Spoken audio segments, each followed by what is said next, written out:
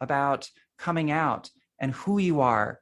For me, the depression really set my athletic career back because I would go through phases where 6 months I would just go into depression, and it was Yeah. so hard to train during those periods. How did you handle that?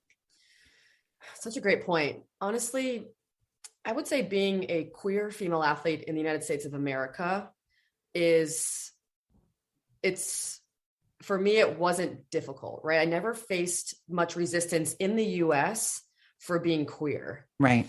But when I would travel internationally, it's a different story, right? Typically, Yeah. I would be the only out player on the team. If there were other players who were gay, they couldn't share it, Right. right? When I played in Spain, they were definitely, I mean, the law of averages says there were other, lesbian, gay athletes on the team, but no one would speak up. So I Right. faced, I think, a little bit of resentment in that sense that I could live the life where I was open and out. I Right. think there's that. And then, just protecting yourself in foreign countries and how I express my gender. That's always when I face the most resistance, is how I express my gender. Right. So people are offended that I still call myself a woman. I still use she, her pronouns because I look masculine, right? Like I Right. present in a masculine way. I have a mohawk. I'm quite fit. I have muscles.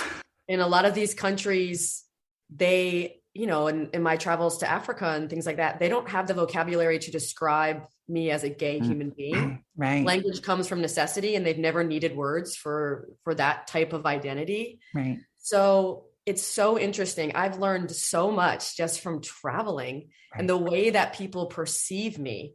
Right. So to give an example, in 2019, I traveled to Niger, which is the least developed country in Africa. And, it's against the law to be gay. Right. So I can't share that with them. And I think, as like a little gay superhero, that as soon as I step off the plane, everyone's going to know I'm gay. Right. Right. Like, look at me. I scream Right. gay in America. But, the amount of times I get asked do I have a husband, it's Yeah.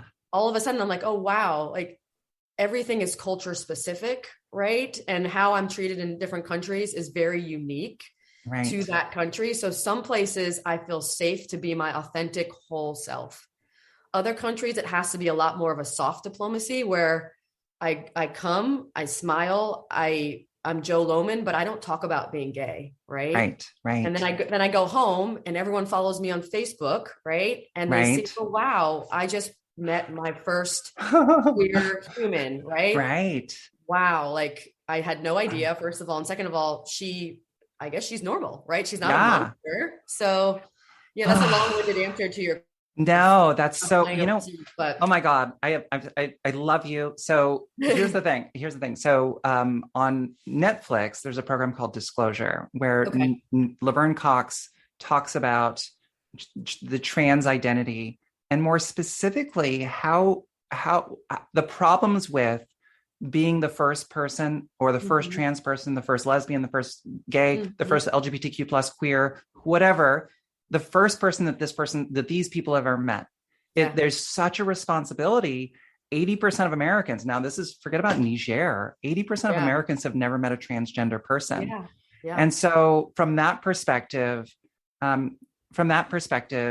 you are the ambassador. You are the person that they will forever say, oh, this is what a lesbian is. This is what a transgender person is. This is what a queer person is. Yeah. And so there's a lot of pressure to be the best version of yourself, to be representative of the community. And also, and you made one good point, which is sometimes, you just, because of the circumstances, you cannot lead with that, if that makes sense. Yes. And you shouldn't lead with that.